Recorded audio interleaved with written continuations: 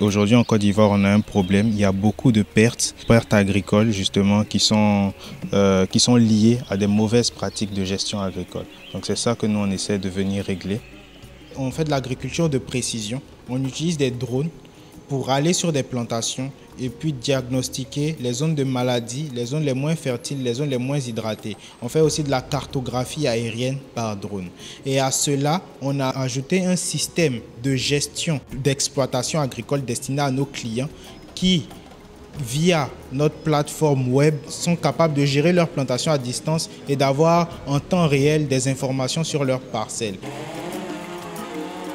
On couple à nos technologies de drones de nouvelles méthodes de culture adaptées en fait pour répondre aux besoins du monde dans lequel on vit. Donc on fait aussi de la mise en place de cultures hors sol, comme je dis, de la mise en place aussi de parcelles, du suivi, de la gestion personnalisée pour nos clients.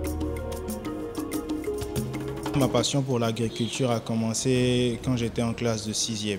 Lorsqu'on faisait des expériences où on mettait des graines d'arachide en fait, dans du coton et qu'on laissait pousser pour voir comment ça germait.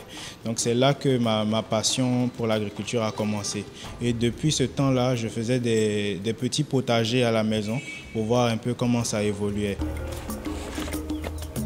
J'ai finalement décidé d'étudier en agronomie quand j'étais en classe de seconde. Dans mes recherches, j'ai vu l'université Laval et j'ai vu aussi le programme d'agroéconomie. Donc finalement, il m'a plus attiré parce que c'était un mix des deux. Il y avait de l'économie et aussi du management, de la gestion et tout. Et ça correspondait plus à mes envies d'entreprendre. Dès que j'ai mis mon pied à l'université, j'avais qu'une seule envie, c'était de revenir au pays après avec toutes ces connaissances apprises là pour vraiment créer quelque chose et puis contribuer au développement du pays et puis apporter vraiment quelque chose de nouveau.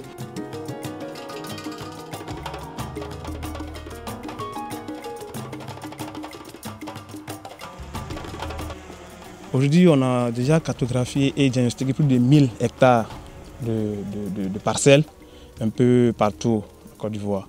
Et nous sommes présentement sur un projet de maïs au nord et ça se passe très bien. Ça se passe très bien. Et nous continuons toujours les négociations avec d'autres entreprises comme les plantations des bananes pour pouvoir leur proposer notre drone de pulvérisation. Il y a le défi lié au manque de financement. Et ça, faut savoir que je l'avais anticipé. Je l'avais anticipé depuis le Canada en travaillant et en épargnant.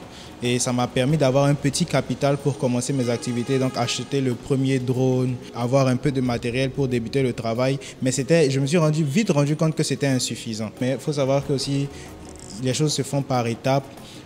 On a misé sur notre capacité d'autofinancement, donc rechercher les clients, les satisfaire et puis faire des marges pour pouvoir évoluer. C'est vraiment ça notre stratégie.